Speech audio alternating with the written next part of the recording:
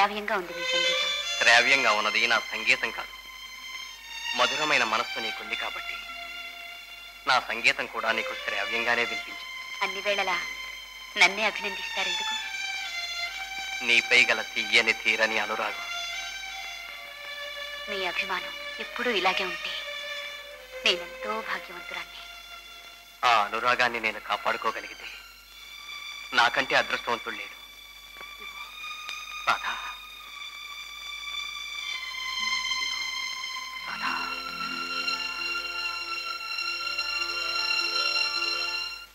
మీకందరికీ తెలుసు సుందరం గూఢచారి అని.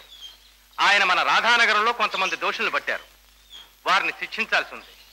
పోతే ఇక దోషులు ఎవరు, వారు చేసి నేరం ఏమిటి అన్న విషయాలు సుందరం గారే మనకి చెప్తారు. మనందరికీ పూజ్యులైన మున్సబ్ కృష్ణయ్య గారి కుమార్తె సౌభాగ్యవతి రాధ మొదటి దోషి.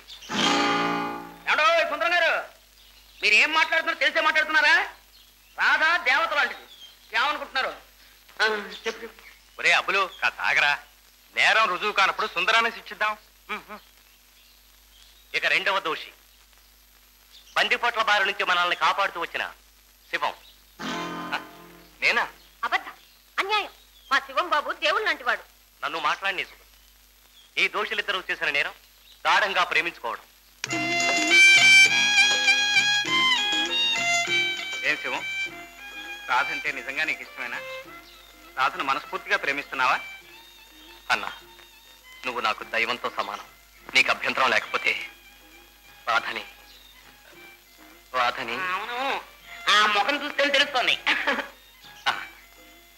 ఏమ్మా రాధ? సరే, దోషులిద్దరూ నేరం ఒప్పుకున్నారు. ఇప్పుడు ఊరి పెద్ద కృష్ణయ్య గారి తరఫున నేను శిక్షిస్తాను.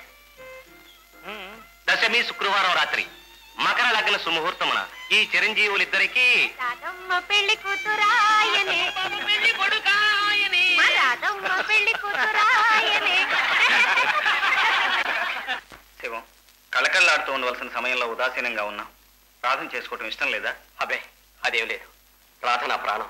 మరి నా పెళ్లి జరిగే శుభ సమయంలో అన్నవు నీ ఉదయంతో సహా వచ్చి మమ్మల్ని ఆశీర్వదించి అక్షంతలు వేసే భాగ్యం లేదు కదా అని.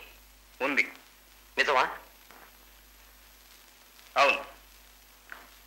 నేను లక్ష్య సాధన కోసం త్వరలోనే బయలుదేరుతున్నాను.